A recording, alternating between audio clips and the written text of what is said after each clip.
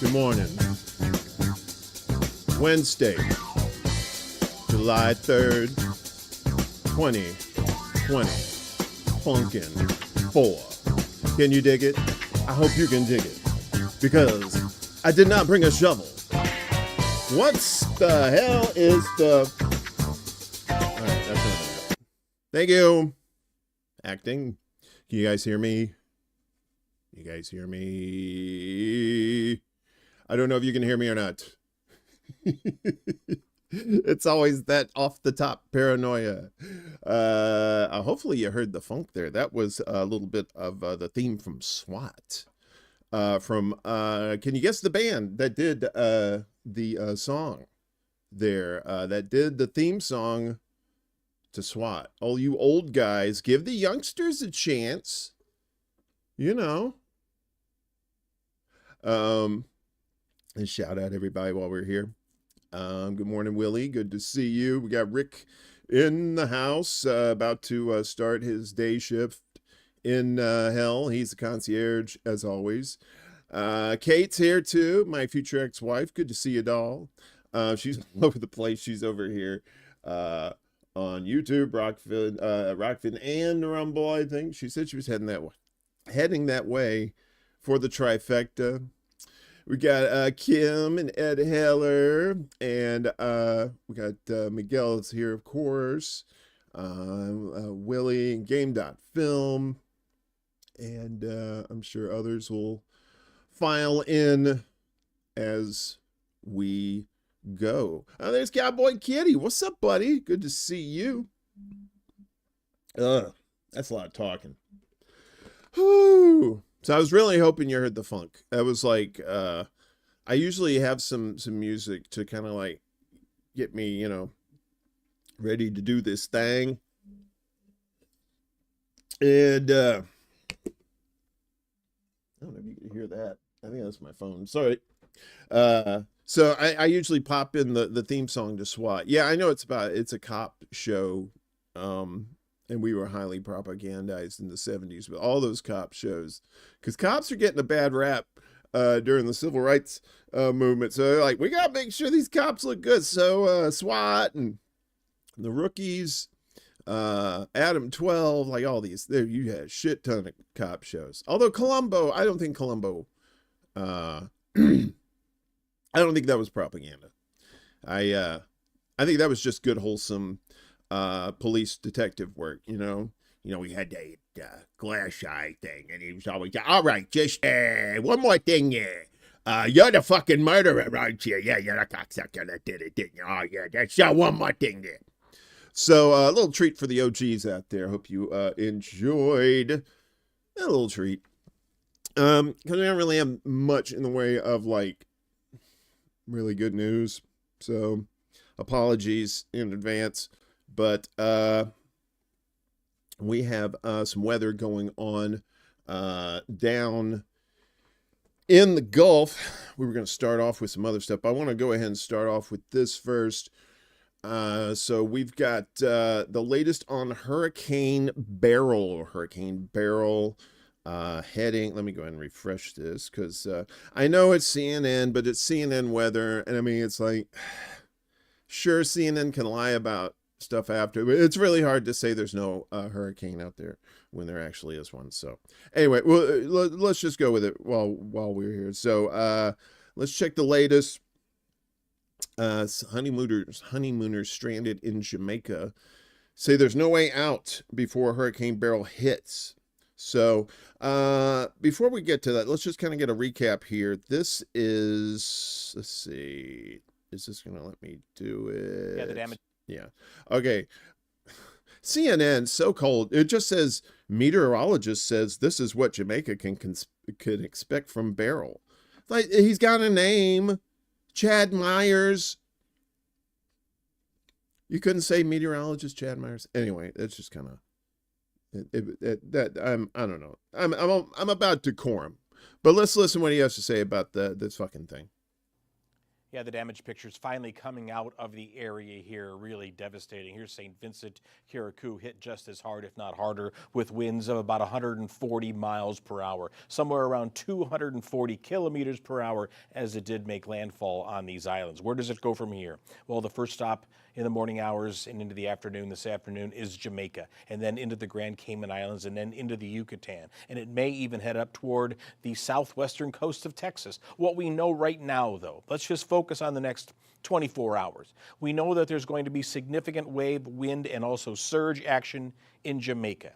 There will be surges that are greater than 9 meters, I believe. And then you see some rainfall there of 250 millimeters or more. So yes, this was a big storm. It rapidly intensified. In just 24 hours, it went from 120 miles per hour to 165 miles per hour. That is considered rapid intensification. In fact, you only need 35 in 24, and we got 45 in 24. The water is still very warm. I think this is going to change a little bit when we get our next little picture here, because Beryl is using up a lot of this very warm water. We're going to get a little cold pool in behind it and an awful lot of wind. I think the wind chances in Jamaica are 100% with this. Does it steer to the north? Does it steer to the left? We'll have to see. High pressure to the north of the system is going to try to keep it down to the south, but we'll have to see where this goes from here. This is still a very big storm. The last storm that was this large or even close to it was Gilbert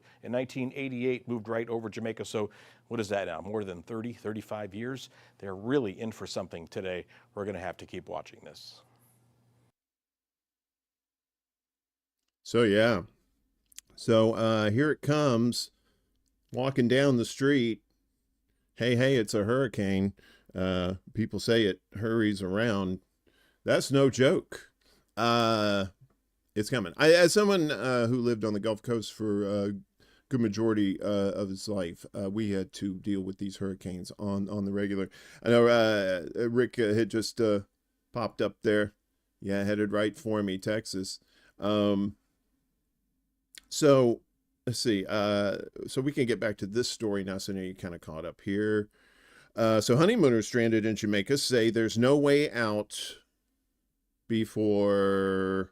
I want to make sure my mic was open. I was so paranoid from the other day. Sorry.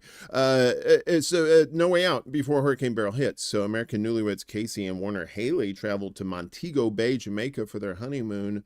They're now trapped in the country as Hurricane Beryl approaches. They went to Sangster International Airport around noon local time yesterday looking for a way home, but said they couldn't get a single flight to anywhere in the U.S. So when people get trapped like that, you're given plenty of warning. Like, you got to get out, you got to get out, you got to get out. In the case of the Mississippi Gulf Coast, where I'm from, it was more so of people driving out of the area more so than flying out. But when you got like an island nation like this, and basically the storm is just going to, there's no place in this country where the storm's not going to hit. So... but it looks like these folks may have to just hunker down where they're at. So, trying to get to the highest level that you can, because you have with a hurricane, you not only have the damaging winds and just just nonstop rain, but when it's going through a body of water like that, think about like how a boat goes through the water and it pushes that water in front of it. So you have that water in front of it that, sorry, a little demonstration and then I get out of focus. But anyway, they call that storm surge. And so as these powerful winds, I mean, we're talking like 150, gusts, 170, 180, and it's, just think of this giant fan blowing this water and pushing it towards the shore, and it's like a slower moving tsunami when you think about it. A tsunami is just like boom, earthquake hits, here comes the wave, really doesn't give you much time. But with a hurricane, it's like, well, yeah, it's going to be there, and it will come in. You could get storm surges up to like 30 feet.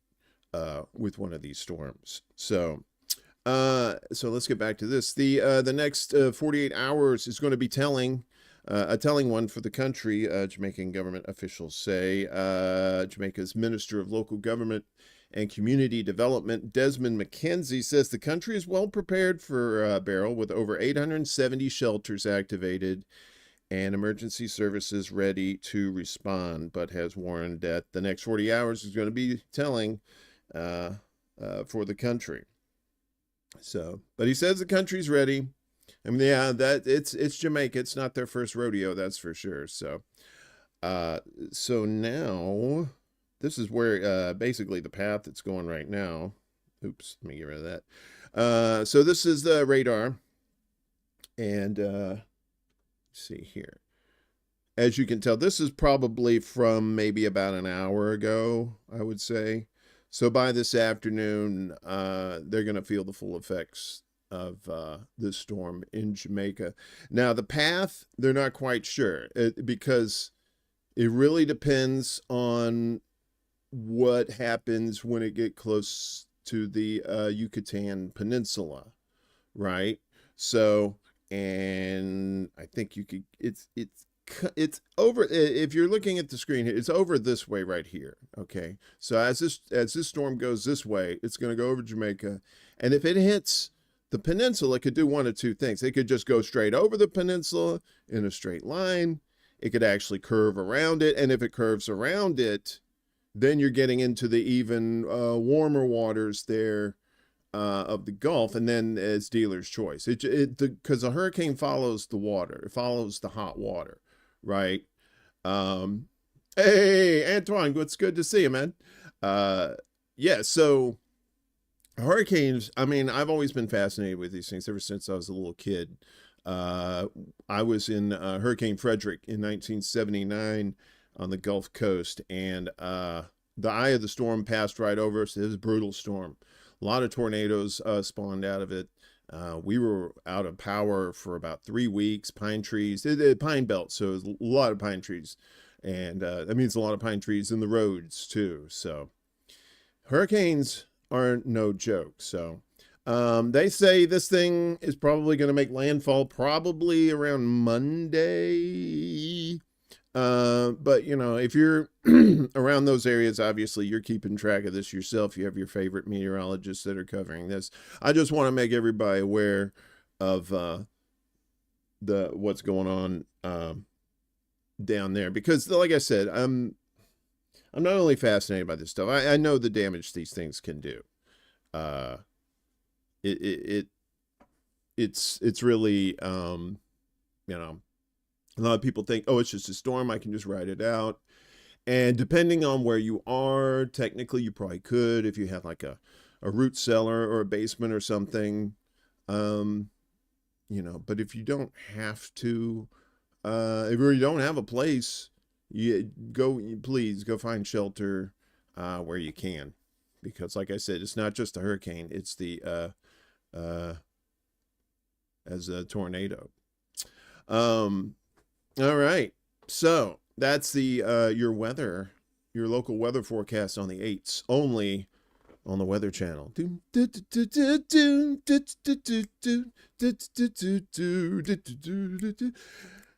Mostly sunny, little muggy. High of 74. That's the I Want to Kill Myself music, is the Weather Channel. So anyway, we've got more news we should probably get to. That's the order thing. Let's get to it. So, if you haven't heard, on Monday, the Supreme Court of the United States, SCOTUS, ruled that Donald Trump is immune from prosecution for acts he committed within his constitutional powers as president. Also, water wet, sky blue, film at 11.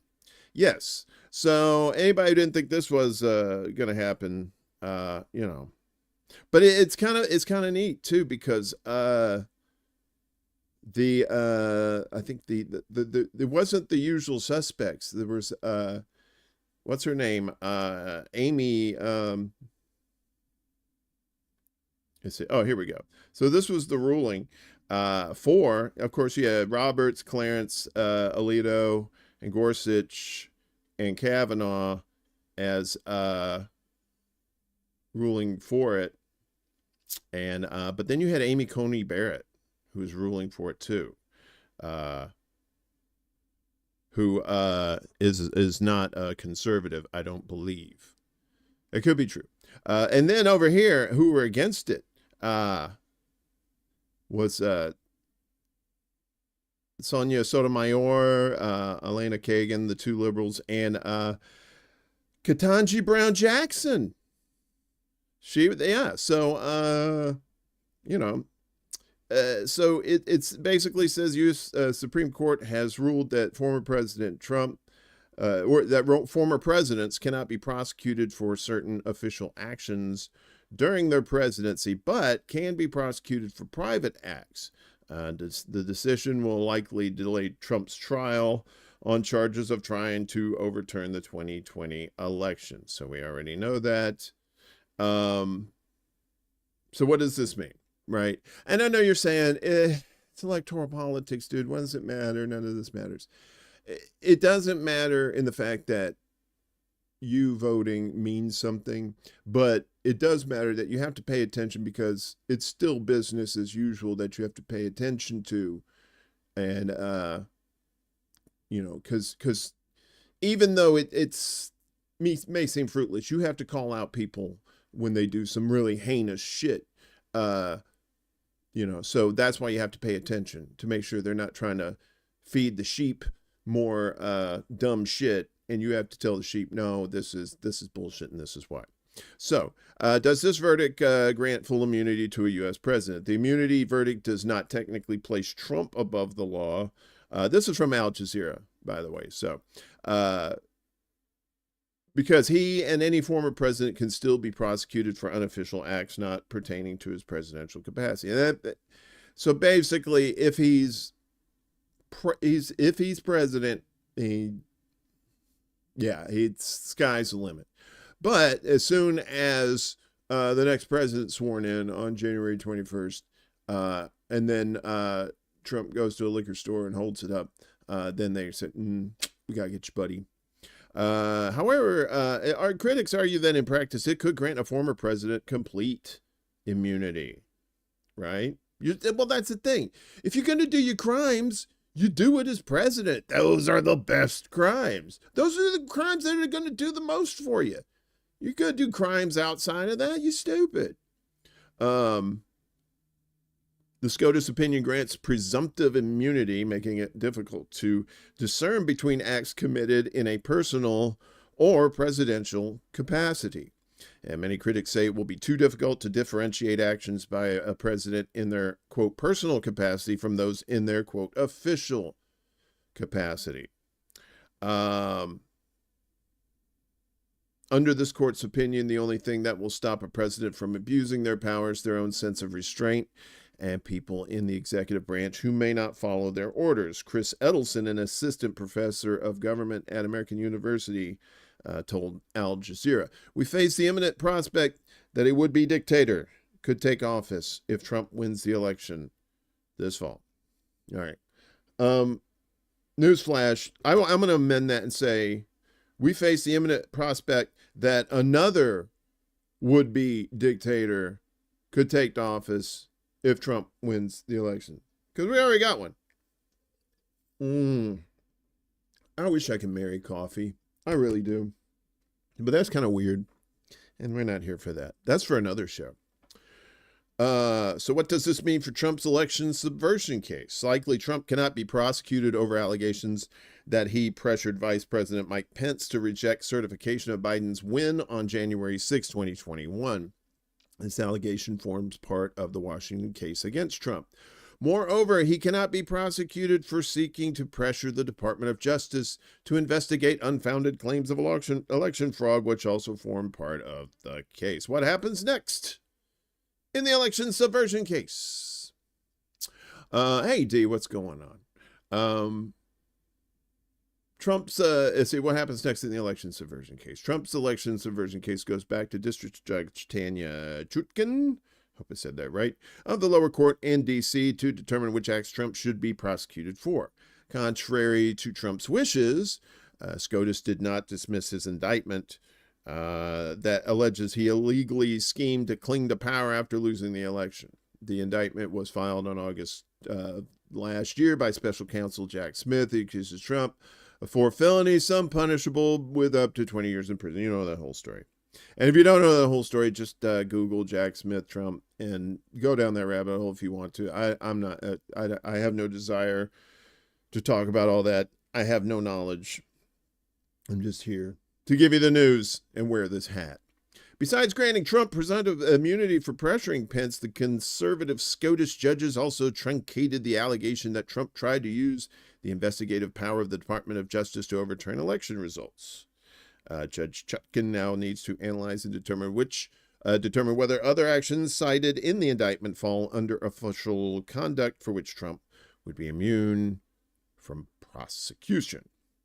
So yes, and there was also another case too. I don't have the information here right now, but a lot of the January 6th folks who were charged with felonies are going to be possibly have new trials now. So and we've seen the video of January 6th. Nobody had any weapons, right? Yeah, there was some craziness with the back door shit. I don't know what the fuck that was. But otherwise, people just strolling through there like, it's vacation.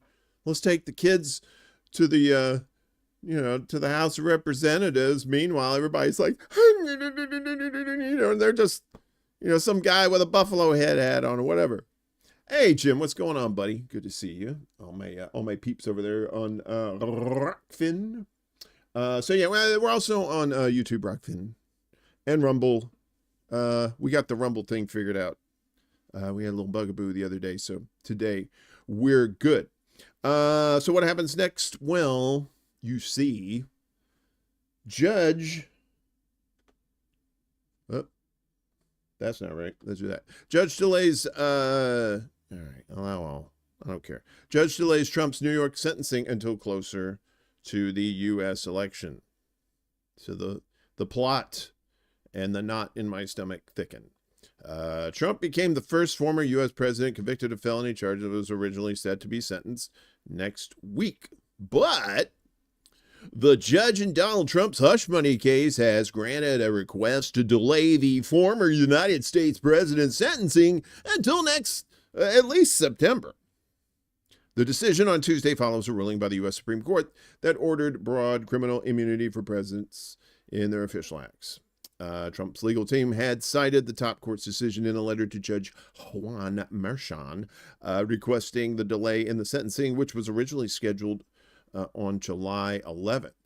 The lawyers representing Trump, the presumptive Republican presidential candidate, told Merchan they needed time to build their case, that Trump's conviction on 34 felony charges of falsifying business documents to cover up hush money payments made to an adult actress should be overturned in light of the Supreme Court's ruling. So now, after this ruling, there's going to be a delay, and they decided, okay, September 18th.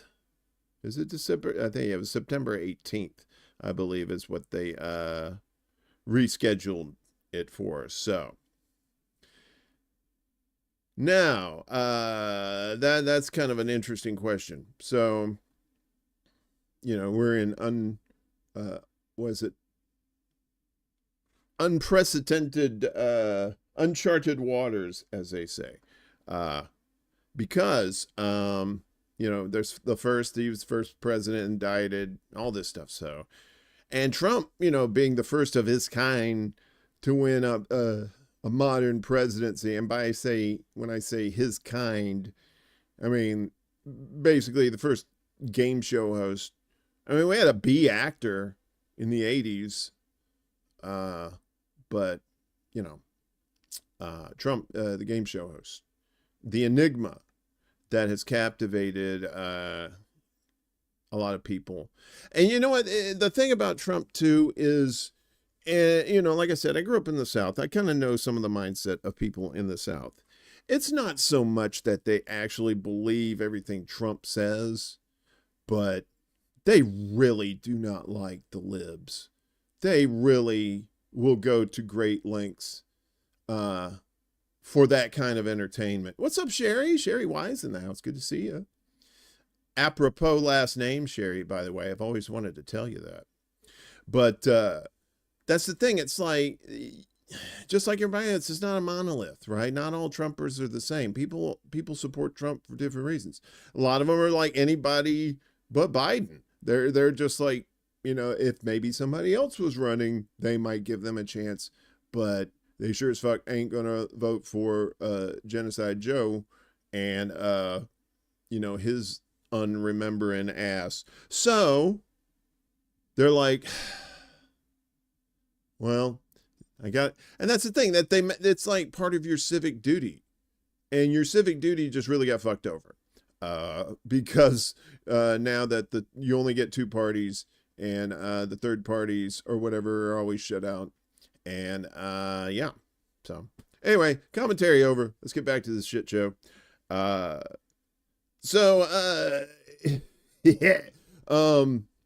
it really is falling down for Biden. So, like you said, why do you care about all this politics stuff, this electoral shit? When you look at it in a different way, when you know it's all totally bullshit, you know it's theater. So now when you look at it more technically, right? You look at how do they put all this together?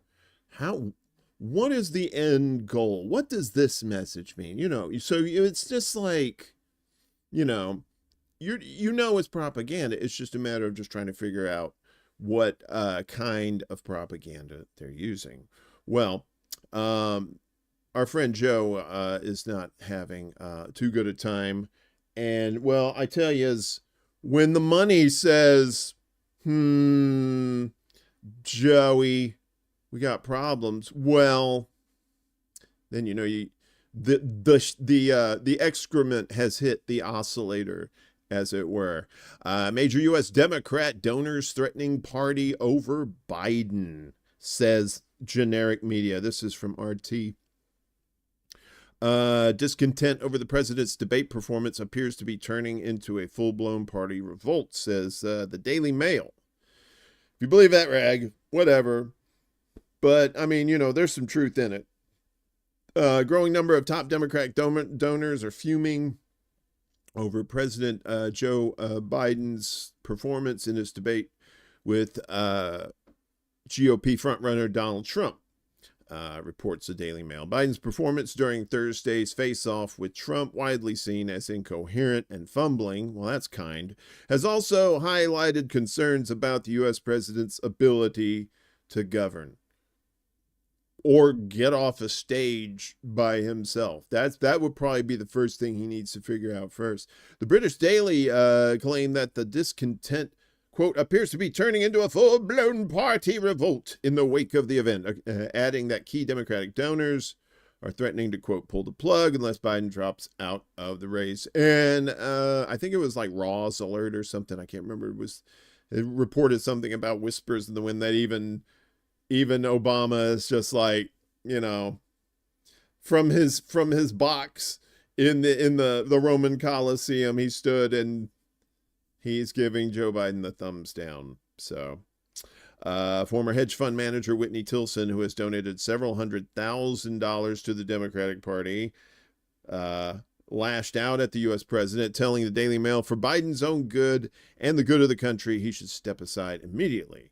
He added that the incumbent had so far failed to reassure any party donors, which he claimed confirms my worst fears. Meanwhile, several Democrats interviewed by the tabloid, I love how they call it tabloid, vented their frustration at what they called attempts by Biden's team to gaslight them into believing there was nothing to worry about. Tilson echoed his sentiment, saying, they're pissing on our legs and telling us it's raining. How stupid do they think we are?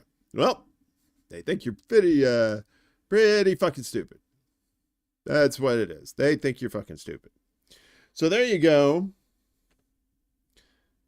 Much like Zelensky. It's kind of ironic, isn't it?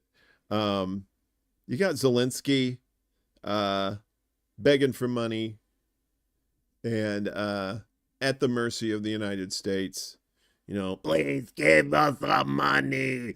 I am almost out of cocaine. Please. That fucking yard gnome. Give him another fucking cent. We ought to go over there and go get our money back. They're like, what are these Americans with pitchforks and torches doing over here? It's like, we're coming to get our money, bitch. And then we'll go after Joe. Nah, we'll leave Joe alone. Joe's a mushroom at this point. We'll go after the handlers. That's what you got to do. Fish rots from the head down, but fish still has a skeleton. You got to get that too. I don't know what that means. Don't go changing. Stay in school, kids. What else do we have here? So yeah, and the hits keep coming for Biden. It's a beautiful thing. I love to see it. Yes, another staffer resigns. Says working for Biden makes you complicit in genocide. This is from Kyle Anzalone over there at the Libertarian Institute. Check them out, antiwar.com too. Both two great publications that need a lot more love and a lot more eyes and ears on them. They do great work over there. So, and I don't know what's up with this Amazon shit. Just, I guess you can get one of their shirts on there. Woohoo. All right. So another U.S. official has resigned their post over President Joe Biden's support for the Israeli onslaught in Gaza. A dozen members of the administration have publicly resigned in protest of the White House's assistance to Tel Aviv and signed a letter blasting the president's policy. Well, now, Maryam Hassanin, I hope I said that name right, the third political appointee to resign from the Biden administration, told the Huffington Post, I came to understand that even if the agency I'm working at is not producing foreign policy, serving in the administration in any capacity does essentially make you complicit in the genocide of the Palestinians. She served as special assistant to the Assistant Secretary for Land and Minerals Management in the Interior Department. 24, right? You see a pattern. Youngsters are like, we ain't having this. She represents large numbers of young Americans who believe Israel's treatment of Palestinians in Gaza amounts to genocide. She was an enthusiastic Biden voter in 2020, hoping for justice for Muslims and other underrepresented groups. Yeah. And guess how that turned out, right? So another one bites the dust. And you're probably going to see a lot more too. If Biden doesn't drop out, there's going to be more people on his staff jumping ship because they know the massacre's coming. And to be honest with you, if I was a campaign strategist, I never would have let Joe Biden do that. I would have said, yeah, he's hiding. No, I would say he's not hiding. He's just, it's beneath him. I would have done that little shit lib like thing and say, yeah, it's just beneath him. And he probably would have been a lot better off. But they said, he's got to go. But that's the thing. You got to go, but who are you going to replace him with? Right? It's like you're going to have mutiny on the ship. You get rid of the captain and everybody else is like, man, we're just as stupid as the captain. What the fuck are we going to do? So, yeah. Anyway, you're going to see more of that as things progress. All right. Well, let's switch over to Israel. Let's see what's going on over there. This might actually be some good news. I don't know. Probably not. If I read it wrong, I probably did.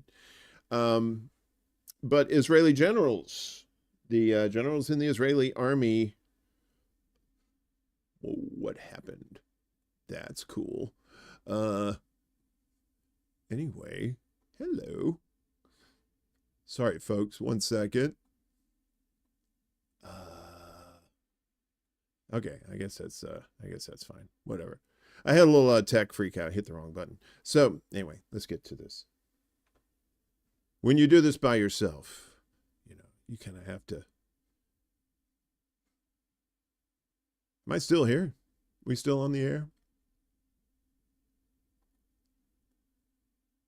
Hang on just 1 second. You guys still hear me? Everything's good? Okay, good. All right, so Israeli general seeks ceasefire in Gaza as war with Hezbollah looms, report. I know you hit one button and then all hell breaks loose. What the fuck just happened? Report says Israel's top generals are advocating a ceasefire in the Gaza Strip amid fears of a potential war with the Lebanese resistant movement Hezbollah. The New York Times, citing multiple Israeli officials, of course, reported on Tuesday that the generals seek to begin a truce in Gaza, even if it keeps the Palestinian resistance movement Hamas in power for the time being. The report said the generals think the regime's forces need time to recuperate in case a bigger war breaks out against Hezbollah, given that Israel is unequipped for further fighting after its months-long war in Gaza. A truce with Hamas could also facilitate a deal with Hezbollah, Israeli officials said, who spoke on the condition of anonymity. So there are people in the ranks there are like, okay, they're doing it for strategic reasons. It's not like they're figuring out, oh, it's a genocide. So don't get it twisted.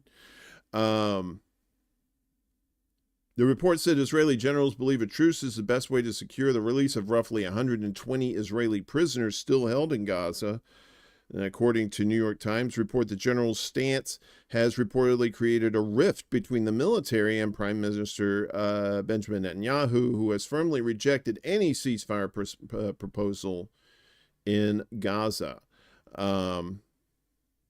Eyal Hulata, a former Israeli advisor who regularly speaks with senior military officials, also said the military is in full support of a prisoner swap and a ceasefire deal. So, but what does that mean, right? I don't know. Are they going to,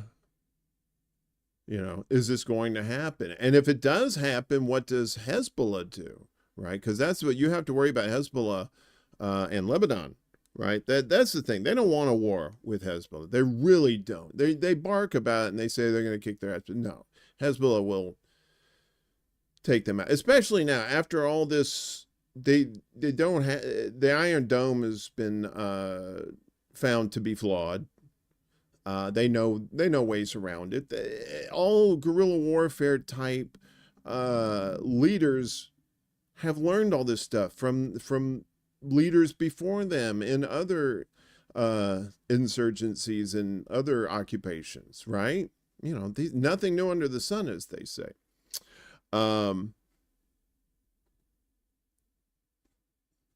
Which may serve them well, because Yemen is about to get a boost, right? The Houthis, Houthi, goodbye. Houthi, don't cry. You know that old song that the kids used to sing? No? I just made that up? Probably did. All right. Well, Yemeni forces, Iraqi resistance hit vital Israeli target in Haifa, Yemeni army spokesman. So this is from Press TV. The other was from Press TV as well. From today, the Yemeni armed forces say that they have carried out an anti-Israeli military operation along with the Iraqi resistance forces in support of the Palestinians in Gaza. Brigadier General Yahya Sari, the spokesman for Yemen's armed forces, said in a statement on Tuesday that the armed forces used winged missiles to target a vital target in the port city of Haifa in occupied Palestine. Sari said Yemeni forces and their comrades in the Islamic resistance in Iraq, an umbrella group of anti-terror fighters, carried out the operation successfully and achieved its objectives. So, I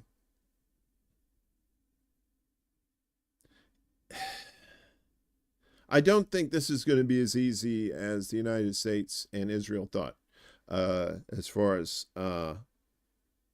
the creativity of the surrounding areas that are not down with what's going on, right? These are out of the box thinkers. Your typical Israeli forces are just used to, going into civilian areas with guns, and you know the rest. Hey, Laura, what's up? Bella's here too. Good to see ya. What's up, everybody? Global Solidarity, good to see you too. Let's see if we anybody else. Antoine Dixon. I think we got everybody. Good to see everybody. Good morning. Hope you're having a great morning. Give me a little time to have a little sippy poo. So these are hardened people that the United States and Israel's dealing with. All right. This ain't like, you know, Iraq back in 91 where, you know, anyway, but they're about to get a little bit more powerful. So this is from BRICS News on the tweeters. They have, let's see here. Just in, Russia to arm Yemen's Houthis with anti-ship ballistic cruise missiles.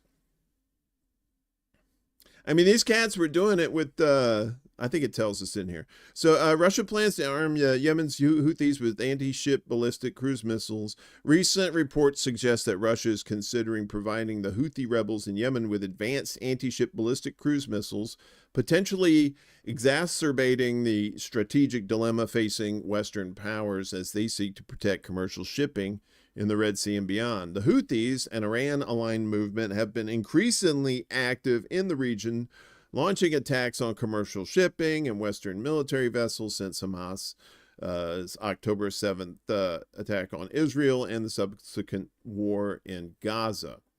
Moscow's growing alignment with Iran and its search for new alliances among anti-Western powers has led to closer cooperation with the Houthis. How do you think that happened, right? You got somebody else, you got one person that wants to beat the shit out of you and one person wants to give you $50. Who the fuck you gonna hang out with? You gonna hang out with the dude who wants to beat the shit out of you because daddy likes. No, I'm just kidding. Of course you go with the dude who gives you $50. He may beat the shit out of you later, but at least you're $50 richer. But all right, that's something else. This development has raised concerns about the potential for Russia to supply the rebels with advanced weapons, further complicating the security situation in the region. I mean, they're already doing a good job, and now Russia says, it is time to up your game, comrade. Here you go. All right. We'll see you at the party. Hey, we bring vodka. The Houthis have already demonstrated their military capabilities, reportedly possessing Russian-made P-800 Onyx supersonic anti-ship cruise missiles acquired through Syria and the Lebanese Hezbollah militia. There's also unconfirmed reports that the group has begun producing its own hypersonic missile. Oh, shit, Houthis. Y'all done fucked up, man. I like this over here. VP Harris, Matt Damon, and Vladimir Putin walk into a bar. The potential provision of anti-ship ballistic cruise missiles to the Houthis by Russia would significantly enhance their offensive capabilities, posing a direct threat to commercial shipping in the Red Sea and beyond. Yeah, so that's the thing. You know, Russia knows what's up, right? And Russia's doing it. And you're gonna be like, man, this is a horrible comparison. But just hear me out, right? So Russia's doing what Trump did in the debate last week. He's just hanging back, and he's letting the West make total asses out of themselves. Meanwhile, everybody that's doing good work on their side, he's like, here's a little something for you. Hey, he's like, hey, you're doing good work down there, you Houthis. Let me bump it up a little bit. Let's sweeten the pot. You know, let's get a little, put a little sweetener in there, and let's do some more good things there, all right, Chief? And that's what's gonna happen. And everybody, the table is being set, y'all. Shit's going down. So, you know, I'm not trying to be that guy, but obviously make preparations if you have to. If you have a family or whatever, if you're a single person, you can just, you know, you could get out of Dodge in like 30 seconds. You know what's up, but you families are like, you know, make sure you got provisions and stuff. Shit might get a little wicked. A little more wicked, I should say. Bad news though. In Moscow, it's not always bright and sunshiny news that comes out of there. Fee, you know who you are. Her and her pictures, Fiorella, she has like these pictures. It's very pretty. The red square and all this stuff. Anyway, but so this is gonna hurt everybody. And I'm sorry to do this to you folks, but I'm not here to hurt or help your feelings. I'm here to inform you. Sanctions preventing Kanye West concert in Moscow / promoter. So Kanye in his craziness, and I look, this is not a regular, I'm going to cover Kanye shit. I just thought this was a little interesting with the sanctions, right? Let's read. Sanctions preventing Kanye West concert in Moscow, says promoter. The rapper's unexpected appearance in the Russian capital over the weekend sparked rumors about a possible show. American rapper Kanye West, known as Ye, of course everybody knows that, will not perform in Russia. TCI concert agent founder Eduard Ratnikov has told media outlet Podium, explaining that to do so could jeopardize the artist's career, right? The Grammy Award-winning performer risks completely losing Western markets, according to Ratnikov, who stressed that expectations of a concert in Moscow during his visit are unrealistic. The comments came 2 days after video spread on social media showing a man in a white jumpsuit resembling the rapper entering the Four Seasons Hotel in the center of the Russian capital. Another video appeared to show him and his entourage inside a pedestrian underpass near Red Square. So, this is kind of interesting because, you know, Billy Joel played in, you know, he played in Russia. The Beatles, they played in Russia, and they didn't seem to have a problem with that. But, you know, I don't know if you're a Kanye fan or not. And if you are, I'm sorry if you're in Russia and you wanted to see Kanye. My heart goes out to you, and I hope that you find peace somewhere in this life. Yee. All right. That was news probably some of you could have used. Where are we at? Man, it's 10 o'clock. I always go over. We got a few more things here, and then we're going to get the fuck out. So tomorrow, July 4th, is the 4th of July. There you go. That's the end of the show. Good night, everybody. Yeah, so tomorrow, July 4th, Independence Day, where the United States basically stopped paying their taxes to England and stole a bunch of land, killed a bunch of people, and here we are. Hey! So, and the English were like, And then there was a sequel, there was a war, and then they won the independence, which wasn't ratified until like 1783, I believe, but technically they say 1776 is when they declared war. So, and that was 248 years ago, so the 250th anniversary is coming up in 2 years, and who gives a fuck, right? So, yeah. But across the pond, the people that we got our independence from are having an election. How did you like that segue, Paps? I like to find. Let's see the shit. All right. So tomorrow, the UK will hold its first election in almost 5 years. Here's what to know. This is from the AP. And I'm just getting this for the nuts and bolts. I don't really give a shit about any of their opinions. The United Kingdom will hold its first national election on tomorrow, with opinion polls suggesting that Prime Minister Rishi Sunak's Conservative Party will be punished for failing to deliver on promises made during 14 years in power. The center-right conservatives took power during the depths of the global financial crisis and have won 3 more elections since then. But those years have been marked by a sluggish economy, declining public services, and a series of scandals, making the Tories, as they're commonly known, easy targets for critics on the left and right. I feel like I should be reading this as George Galloway, but Jesus Christ, that would be just murder on my throat. You should do all UK news in your George Galloway voice. That would hurt. I could do, wait a minute. I gotta find a good line to do it right. So, but the Tories face other challenges as well.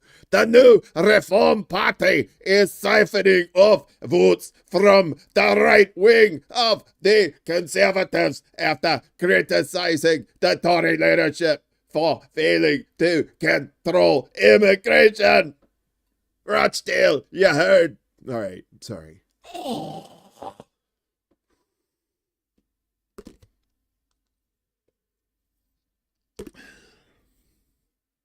Everybody was like, I did that video and they're like, you sound like you're like East European towards the end. I'm like, bitch, you try doing that voice for like 10 minutes. All right, so how will this, so here's some correspondent Noun Kim reports. Britain's governing party is gambling on a summer election to be held Thursday, July 4th. Okay, so this is kind of old. So people throughout the United Kingdom will elect all 650 members of the House of Commons, one for each local constituency. There are no primaries or runoffs, just a single round of voting on July 4th. And I'm sure some other shows are going to have some like in-depth stuff on this. I mean, especially like, you know, your DD Geopolitics and Duran and those folks who do like all the global stuff will probably have a little more in-depth analysis on these things, so I would highly recommend that for that to go to those sources. Britain uses a first past the post system of voting, which means that the candidate that finishes top in each constituency will be elected, even if they don't get 50% of the vote. This has generally cemented the dominance of the two largest parties, Conservatives and Labour, because it is difficult for smaller parties to win seats unless they have concentrated support in particular areas. Sounds familiar, right? It's particularly difficult. Kanye is probably blackmailed by Mossad. At this point, who isn't blackmailed by the Mossad, right? That little flight log, that's just probably the tip of the iceberg.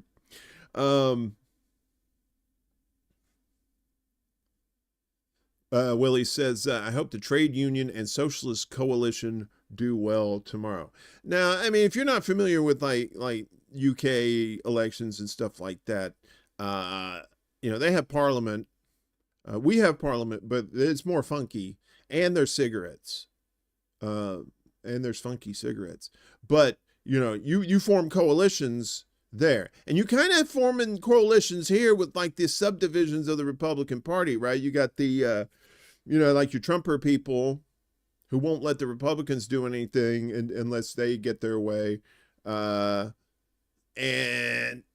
you know, and that was what we were trying to get the people on the left, the squad to do, to force the vote, right? To hold, you take that strategy, right? You may only have like a few people, but you have enough to put a doorstop in. You do it, right? But because they didn't do it, and, you know, because the government is shit, it really, you're not going to be able to do anything unless you, you know, you got to you got to replace the system. All this is based on, you know, tear it down, rebuild it, and then your elections will probably be a lot more fair. Third parties do slightly better in the UK than third parties here in the US. I know, right? Well, I don't know if they have like people, suing other parties in the UK and keeping them off the ballot. I don't think that's a thing. Anyway, back to this. So how is the prime minister chosen? The party that commands a majority in the Commons, either alone or with the support of another party, will form the next government, and its leader will be prime minister. That means the results will determine the political direction of the government, which has been led by the center-right conservatives for the past 14 years. The center-left party, Labour Party, is widely seen to be in the strongest position. The center-left, it's center-right, too. They're both center-right. So you got Rishi Sunak, former Treasury chief. He's the current prime minister since 2022. He's the head of the Conservatives. Keir Starmer, pretty much a bag of dead dicks that somehow formed a British person.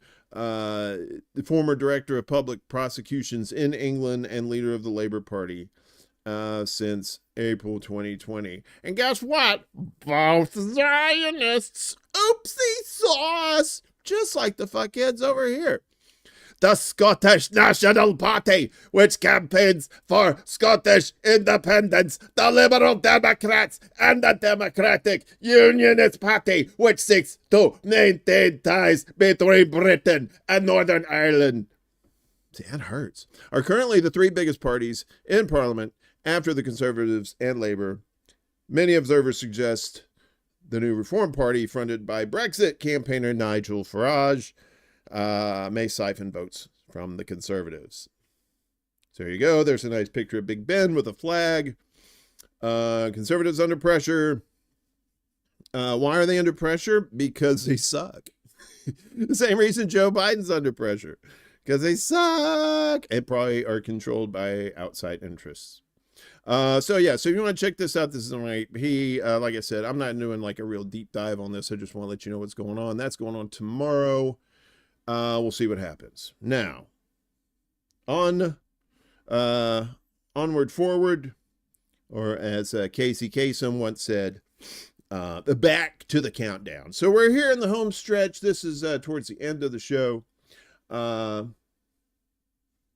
Is that right, Willie? Willie says, it didn't used to be that way, but Labor went to shit, starting with Tony Blair. Yeah, I mean, for me, I didn't find out. I truly found out the Democrats were shit during the Iraq War, when they just basically were giving George Bush blowjobs and and telling the public, "Oh, we're trying nothing, trying to get rich. That's what you're trying to do." And they were getting fucking rich. So anyway, like we said, tomorrow is July 4th. Usually on July 3rd, here in Chicago, the city of big shoulders. That's one of their mottos. It's the Windy City, the city of big shoulders. And apparently, frozen in time in 1994, Chicago, the home for the largest collection of Toyota Tercels that any human population should ever have in one sitting. Yeah, a lot. And acid wash jeans. Wow. So no 4th of July fireworks planned at the Navy Pier in Chicago. Exactly. And you asked for it, you got it, Toyota. They should have those big woofer, like 16-inch woofers in the back when it's going by. So no fireworks planned at Navy Pier in Chicago this year. Navy Pier's dazzling free fireworks display occurred on Saturday as part of the Lakefront's venue's Independence Day celebration. So this was back from June 6th. They're basically saying they're going to have fireworks out in the suburbs. We're not going to do it here. No. So while dozens of fireworks displays will light up skies across the Chicago area this 4th of July, one of the region's most popular won't happen for the holiday, the Navy Piers. Officials confirmed to NBC Chicago Thursday that there will be no fireworks show on Independence Day, and the city shed light on why they traditionally don't hold displays on the holiday itself.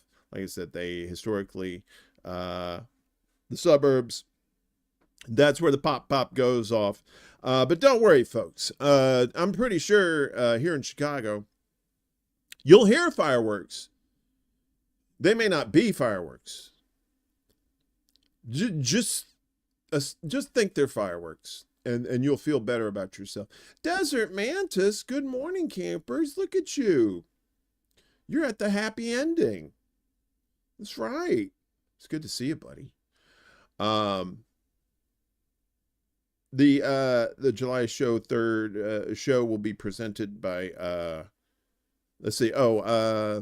This year's shows around the holiday are scheduled for July 3rd and 6th, as Navy Pier has twice weekly fireworks displays every Wednesday and Saturday through the summer. So are they going to do it? They said scheduled for July 3rd. That's today. According to officials, they're out there. No displays would take place on the holiday itself. Okay.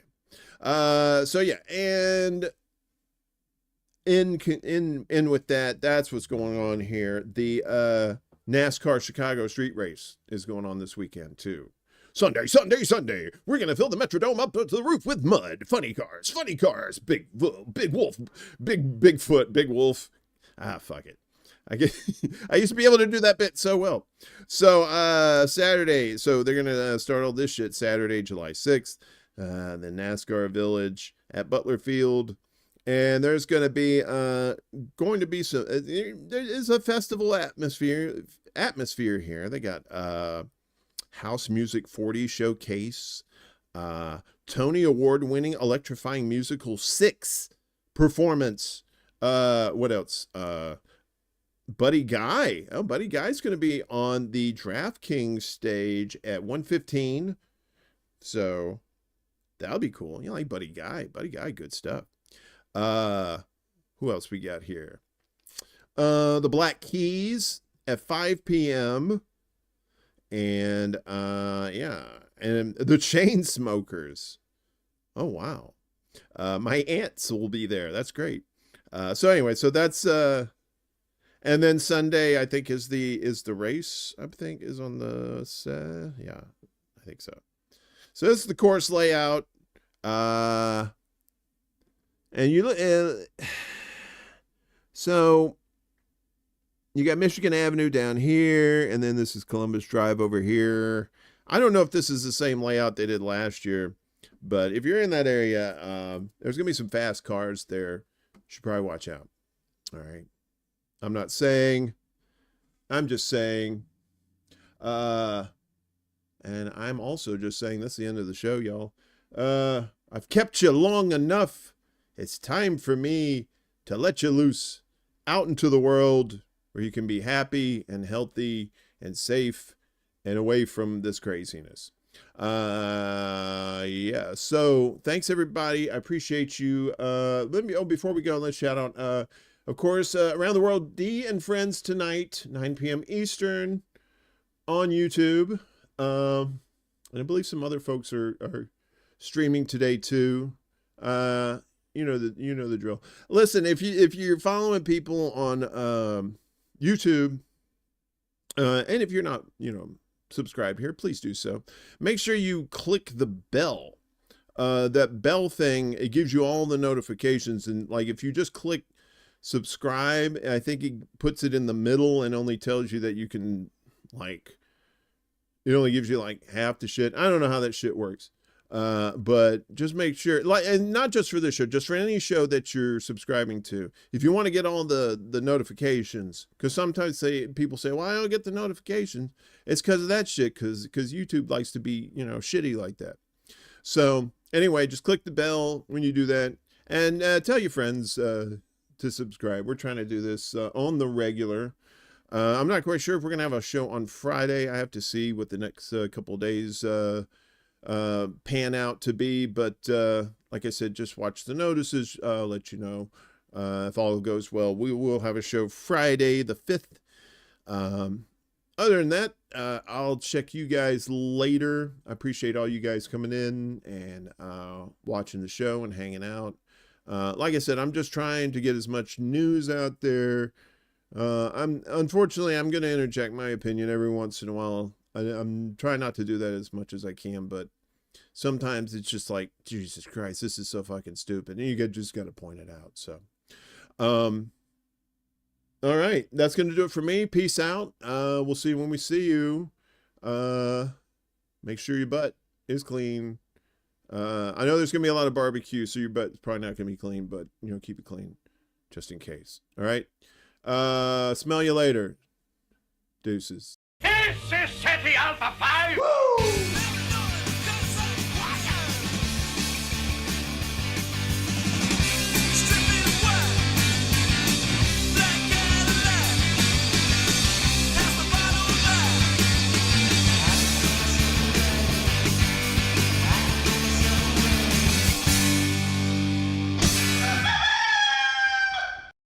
Damn good song, wasn't it, dog? You like that song? All right.